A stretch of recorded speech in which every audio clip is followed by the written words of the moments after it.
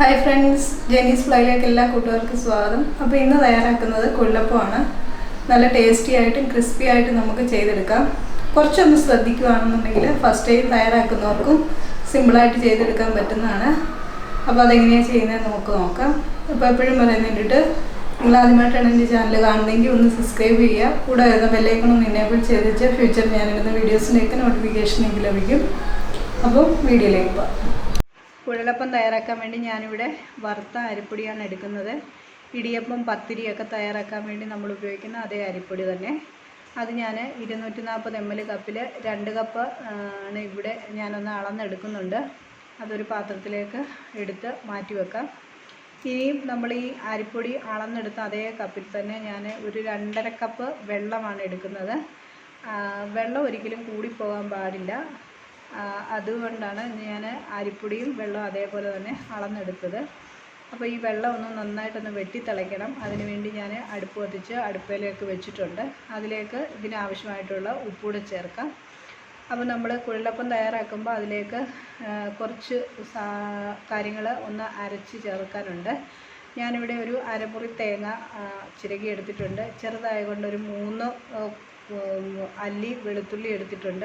അതേപോലെ ചെറുതായ കാരണം ഒരു 8-10 ചെറിയ ഉള്ളി എടുത്തിട്ടുണ്ട്, അല്ലെങ്കിൽ ഒരു 4-5 അല്ലി മതി. പിന്നെ 1 ടീസ്പൂൺ നല്ല ജീരകമാണ് എടുത്തിരിക്കുന്നത്. ഇതെല്ലാം കൂടെ നന്നായി മയത്തിലൊന്ന് ലേശം വെള്ളം ചേർത്തൊന്ന് അരച്ചെടുക്കാം. അപ്പം ഈ വെള്ളം തിളയ്ക്കാൻ വെച്ചതിലേക്ക് തന്നെ ഇതും നമ്മൾ അരച്ചെടുത്തത് ചേർത്ത് കൊടുക്കാം. അപ്പോൾ തേങ്ങയുടെ മിക്സ് നമ്മൾ തിളയ്ക്കാൻ വെച്ച വെള്ളത്തിലേക്ക് ചേർത്ത് കൊടുക്കുന്നുണ്ട്. ഇനി ഇതെല്ലാം കൂടെ നന്നായിട്ടൊന്ന് തിളച്ച് വരണം. നമ്മൾ ഇടിയപ്പമൊക്കെ തയ്യാറാക്കി എടുക്കുന്നത് എങ്ങനെയാണോ ആ രീതിയിൽ തന്നെയാണ് നമ്മൾ ഇപ്പം കാര്യങ്ങളൊക്കെ ചെയ്യുന്നത്. തേങ്ങ അരച്ച മിക്സും വെള്ളം എല്ലാം കൂടെ തിളയ്ക്കാൻ വേണ്ടി വെച്ചു. അത് ഇടയ്ക്കിടയ്ക്കൊന്ന് ഇളക്കി കൊടുക്കുക. ഇതിലേക്ക് ഇനിയും 1 ടീസ്പൂൺ കറുത്ത എള്ളൂടെ ഞാൻ ചേർത്ത് കൊടുക്കുന്നുണ്ട്. അതോട് ചേർത്ത് നന്നായിട്ട് മിക്സ് ചെയ്യുക. വെള്ളം തിളയ്ക്കുന്നിടം വരെ വെയിറ്റ് ചെയ്യുക.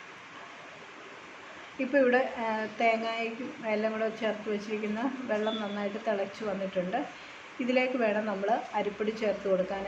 അരിപ്പൊടി ചേർത്ത് കൊടുക്കുന്ന സമയത്ത് മൊത്തം ഒന്നിച്ച് ചേർത്ത് കൊടുക്കേണ്ട, കട്ട പിടിച്ച് പോകാൻ ചാൻസ് ഉണ്ട്. അതുകൊണ്ട് കുറേശ്ശെ ചേർത്തിട്ട് നന്നായിട്ട് മിക്സ് ചെയ്തെടുക്കാം. ഇടിയപ്പമൊക്കെ നമ്മൾ എങ്ങനെയാണോ ചെയ്തെടുക്കുന്നത് അതേപോലെ തന്നെ നമുക്ക് ചെയ്തെടുക്കാവുന്നേ ഉള്ളൂ. അപ്പോൾ എടുത്തു വെച്ചിരിക്കുന്ന അരിപ്പൊടി മൊത്തം ഇതിലേക്ക് ചേർത്ത് കൊടുത്ത് നന്നായിട്ട് മിക്സ് ചെയ്തെടുക്കാം.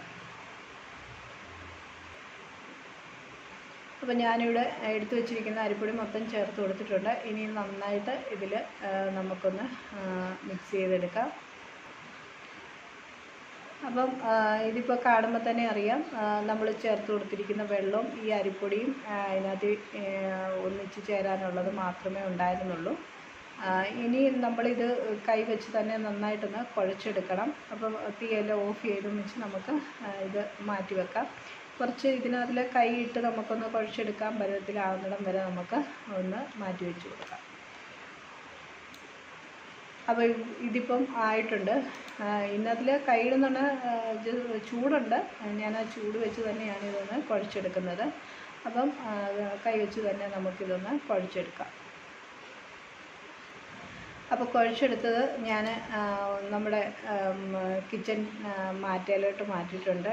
അല്ലെങ്കിൽ ഈ കൗണ്ടർ ടോപ്പിൽ തന്നെ ഇട്ട് നമുക്ക് കുഴച്ചെടുത്താലും മതി.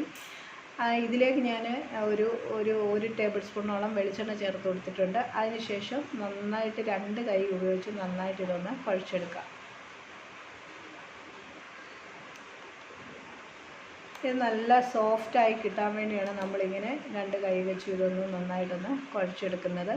ആവശ്യമെങ്കിൽ വെളിച്ചെണ്ണ ചേർത്ത് കൊടുക്കുകയും ചെയ്യുക. നമുക്കിത് ഇനിയും ചെറിയ ബോളാക്കി ഒന്ന് മാറ്റി എടുക്കാനുള്ളതാണ്. അപ്പോൾ ഇതിപ്പം നന്നായിട്ട് കുഴച്ച് കിട്ടിയിട്ടുണ്ട്. ഇനിയും ചെറിയ ബോളാക്കി നമുക്ക് മാറ്റാം. ബോളാക്കി മാറ്റിയതിന് ശേഷമാണ് ഒന്ന് പരത്തിയെടുക്കുന്നത്. ഇനിയിപ്പം വലിയ ബോളാക്കിയതിന് ശേഷം നമ്മളിത് പരത്തിയിട്ട് ഈ പൂരിയൊക്കെ നമ്മളൊന്ന് ലെവൽ ചെയ്യാൻ വേണ്ടി ഒന്ന് നല്ലൊരു ഷേപ്പിൽ കിട്ടാൻ പറ്റുന്നത് പോലെ കുപ്പിയുടെയൊക്കെ അടപ്പ് വെച്ചൊന്ന് കട്ട് ചെയ്തെടുത്താലും മതി. ഞാനിതിപ്പം ഷേപ്പൊന്നും ചെയ്യാതെ ഇങ്ങനെ തന്നെയാണ് ചെയ്തെടുക്കുന്നത്. ഇതിനാവശ്യമായിട്ടുള്ള ബോൾ ഉരുട്ടി മാറ്റി വെച്ചതിന് ശേഷം അങ്ങ് പരത്തിയിട്ട് അങ്ങ് റൗണ്ട് ചെയ്തെടുക്കുന്നതേ ഉള്ളൂ. റൗണ്ട് ചെയ്ത് അങ്ങ് ഒട്ടിക്കുകയാണ് ചെയ്യുന്നത്.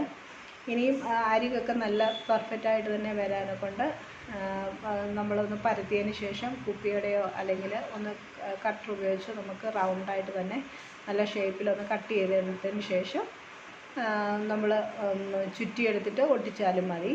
അപ്പം ഈ തയ്യാറാക്കി വെച്ചിരിക്കുന്ന ഇതെല്ലാം ബോളാക്കി മാറ്റണം.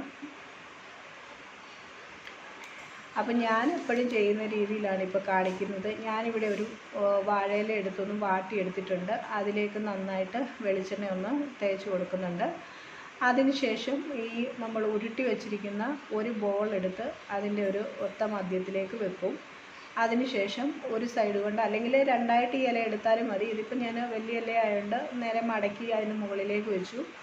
എന്നിട്ട് ചുവട് നന്നായിട്ട് പരന്നിരിക്കുന്ന ഒരു പാത്രം കൊണ്ട് ഒന്ന് പ്രസ് ചെയ്തെടുക്കുകയാണ് ചെയ്യുന്നത്. പിന്നെ നമ്മൾ ബോൾ പരത്തിയെടുക്കുന്ന സമയത്ത് ഒത്തിരി തിന്നായി പോലെ ലേശം കട്ടിക്ക് വേണം ഒന്ന് പരത്തിയെടുക്കാനൊക്കെ കൊണ്ട്. അപ്പോൾ ഞാനിപ്പോൾ ഒരെണ്ണം പരത്തിയെടുത്തിട്ടുണ്ട്. അപ്പം ഇതിപ്പം നന്നായിട്ട് കാണുന്ന രീതിയിലാണ് കിട്ടിയിരിക്കുന്നത്. ഇതിപ്പോൾ ഞാൻ ചെയ്തിരിക്കുന്നതാണ്ട് ആ വിരളെ വെച്ചിട്ട് ഒന്ന് ചുറ്റിയെടുത്തിട്ട് ഒന്ന് ഒട്ടിക്കുകയാണ് ചെയ്തിരുന്നത്. പക്ഷെ ഞാൻ വിരൽ പൊക്കി പിടിച്ചു കഴിഞ്ഞപ്പോൾ ക്യാമറയുടെ മേളിലേക്ക് പോയിട്ടുണ്ട്. അത് നിങ്ങൾക്ക് ക്ലിയറായിട്ട് കിട്ടിയിട്ടില്ല. ഞാൻ ചെയ്തിരിക്കുന്നത് ഇത്രയേ ഉള്ളൂ. അതെടുത്തൊന്ന് നമ്മുടെ രണ്ടാമത്തെ തള്ളവിരലിനപ്പുറത്തുള്ള വിരലയിലോട്ടൊന്ന് ചുറ്റിയിട്ട് അത് രണ്ട് സൈഡും നന്നായിട്ടൊന്ന് പ്രസ് ചെയ്ത് ഒട്ടിച്ചെടുത്തിരിക്കുകയാണ്. അപ്പോൾ ആ ഷേപ്പ് നമ്മൾ നന്നായിട്ട് ഷേപ്പ് ചെയ്യാത്തതുകൊണ്ട് അതിൻ്റെ അരികൊക്കെ ഒരു ലേശം ഏറിയും കുറഞ്ഞും ഒക്കെയാണ് ഇരിക്കുന്നത്. ഒരേ ഷേപ്പിൽ തന്നെ കിട്ടണമെങ്കിൽ നമ്മൾ ഈ പരത്തിയെടുത്തതിന് ശേഷം ഒന്ന് കട്ട് ചെയ്തതിന് ശേഷം നമ്മളിങ്ങനെ ചുറ്റിയെടുത്ത് ഒട്ടിച്ചാൽ മതി. അങ്ങനെയാണ് ഞാൻ ഇതെല്ലാം പരത്തിയെടുത്തിരിക്കുന്നത്. അപ്പോൾ ഒരെണ്ണം സെറ്റ് ചെയ്ത് വെച്ചു. പക്ഷേ ഞാനിത് രണ്ടും ക്യാമറയിൽ കിട്ടുന്നുണ്ടെന്ന് വിചാരിച്ചാണ് ഞാനിത് എടുക്കുന്നത്. പക്ഷേ അത് ഞാൻ കൈ ഉയർത്തുന്ന സമയത്ത് ക്യാമറയുടെ മുകളിൽ പോയിട്ടുണ്ട്. അത് ഞാൻ പറഞ്ഞതിൻ്റെ തൊട്ട് വിരളെ വെച്ചൊന്ന് ചുറ്റിയെടുത്തതിന് ശേഷം ഒട്ടിച്ചെടുക്കുകയാണ് ഞാൻ ചെയ്തിരിക്കുന്നത്. അപ്പം ഈ ബോളാക്കി വെച്ചിരിക്കുന്നതെല്ലാം എടുത്തതിന് ശേഷം ഇങ്ങനെ തന്നെ എടുക്കാം. ഈ സമയത്ത് ചുറ്റിയെടുക്കുന്ന സമയത്ത് നമ്മൾ ഒട്ടിക്കുന്ന സമയത്ത് വെള്ളം കൂടിപ്പോയിട്ടുണ്ടെന്നുണ്ടെങ്കിൽ ഒട്ടിക്കിട്ടത്തുമില്ല. ഈ പരത്തിയെടുത്തിരിക്കുന്നത് മുറിഞ്ഞു പോവുകയും ചെയ്യും. അതുകൊണ്ട് അരിപ്പൊടിയും വെള്ളം കറക്റ്റായിരിക്കാനെ കൊണ്ട് എപ്പോഴും ശ്രദ്ധിക്കുക. അപ്പം ബോൾ പിടിച്ച് വെച്ചിരിക്കുന്നതെല്ലാം നമുക്ക് പരത്തിയെടുക്കാവുന്നതാണ്. അതിനുശേഷം ഇത് എണ്ണയിലിട്ട് ഫ്രൈ ചെയ്തെടുക്കാവുന്നതാണ്. അപ്പോൾ ഞാനിത് മൊത്തം എല്ലാം പരത്തിയെടുത്തിട്ടുണ്ട്. ഇനിയും എണ്ണ ചൂടാക്കാൻ വെച്ച് അതിലേക്കിട്ട് ഫ്രൈ ചെയ്തെടുക്കുകയാണ് ചെയ്യുന്നത്. അപ്പോൾ ഞാനിവിടെ എണ്ണ ചൂടാകാൻ വെച്ചു. നന്നായിട്ട് എണ്ണ ചൂടായി കഴിയുന്നുണ്ട്. അതിലേക്ക് നമ്മൾ റെഡിയാക്കി വെച്ചിരിക്കുന്ന കൊഴലപ്പത്തിൻ്റെ ഇട്ടിട്ട് നന്നായിട്ട് ഫ്രൈ ചെയ്ത് വെക്കുക. ഫുൾ ഫ്ലെയിമിൽ തന്നെയാണ് ഞാൻ വെച്ചിരിക്കുന്നത്. നമ്മൾ ഓൾറെഡി ചൂടുവെള്ളത്തിൽ നന്നായിട്ട് വെട്ടിത്തിളച്ച വെള്ളത്തിലിട്ടാണ് നമ്മുടെ അരിപ്പൊടി കുഴച്ചെടുത്തിരിക്കുന്നത്. അപ്പോൾ ഏകദേശം പകുതി മുക്കാലും വെന്തിട്ടുണ്ട്. അതുകൊണ്ട് തന്നെ നമുക്കിത് പെട്ടെന്ന് തന്നെ ഇത് ഫ്രൈ ചെയ്തെടുക്കണം. അല്ലെങ്കിൽ നമ്മൾ സ്ലോയിലേക്ക് മാറ്റി കഴിയുന്ന തന്നെ എണ്ണ കുടിക്കാനൊക്കെ ചാൻസ് ഉണ്ട്. അതുകൊണ്ട് ഫുൾ ഫ്ലെയിമിൽ തന്നെ വെച്ചിട്ടാണ് ഇതൊന്ന് ഫ്രൈ ചെയ്തെടുക്കുന്നത്. ഒരു സൈഡ് ആകുമ്പോൾ നമുക്ക് മറിച്ചിട്ട് കൊടുക്കാം. ജസ്റ്റ് നന്നായിട്ടൊന്ന് ഫ്രൈ ആയി കഴിഞ്ഞതിന് ശേഷം മാത്രം തിരിച്ചിട്ട് കൊടുക്കുക. അല്ലെങ്കിൽ പൊടിഞ്ഞു പോകാനൊക്കെ ചാൻസ് ഉണ്ട്. ഇതിപ്പോൾ ഒരു ഗോൾഡൻ കളറാകുന്ന സമയത്ത് നമ്മുടെ കൊഴലപ്പത്തിൻ്റെയൊക്കെ ഒരു പാകം നമ്മൾ കടയിൽ നിന്നൊക്കെ മേടിക്കുന്ന കണ്ടിട്ടുണ്ടല്ലോ. ആ പാകമാകുമ്പം എണ്ണയിൽ നിന്ന് കോരിയെടുക്കാവുന്നതാണ്. അപ്പോൾ ഇതിപ്പം ആദ്യം ഇട്ടത് റെഡിയായിട്ടുണ്ട്. അപ്പോൾ ഇത് എണ്ണയിൽ നിന്ന് കോരിയെടുക്കുക. ബാക്കി നമ്മൾ തയ്യാറാക്കി വെച്ചിരിക്കുന്നതും ഇതേപോലെ എണ്ണയിൽ ഫ്രൈ ചെയ്തെടുക്കാവുന്നതേ ഉള്ളൂ. നല്ല ടേസ്റ്റാണ്. നമ്മൾ വീട്ടിലൊക്കെ ഉണ്ടാക്കുന്നുണ്ടെങ്കിൽ നമുക്കൊന്നും പേടിക്കേണ്ട കാര്യമില്ല. കുഞ്ഞുങ്ങൾക്കൊക്കെ കൊടുക്കാവുന്നതേ ഉള്ളൂ. അപ്പം നല്ല ടേസ്റ്റി ആയിട്ടുള്ള കൊഴലപ്പം ഇവിടെ റെഡിയായിട്ടുണ്ട്. ഇച്ചിരി ശ്രദ്ധിച്ചാൽ നമുക്ക് പെർഫെക്റ്റായിട്ട് തന്നെ തയ്യാറാക്കിയെടുക്കാൻ പറ്റുന്ന ഒരു സ്നാക്കാണ് കൊഴലപ്പം.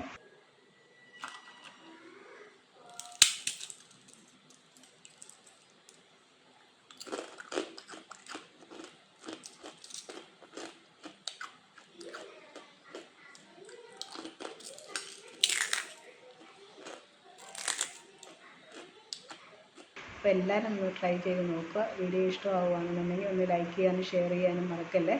ചാനൽ നിങ്ങൾ ആദ്യമായിട്ടാണ് കാണുന്നെങ്കിൽ ഒന്ന് സബ്സ്ക്രൈബ് ചെയ്ത് സപ്പോർട്ട് ചെയ്യാനും മറക്കല്ലേ. മറ്റൊരു വീഡിയോയുമായി കാണും വരെ എല്ലാവർക്കും ഒരു നല്ല ദിവസം ആശംസിക്കുന്നു. Thank you.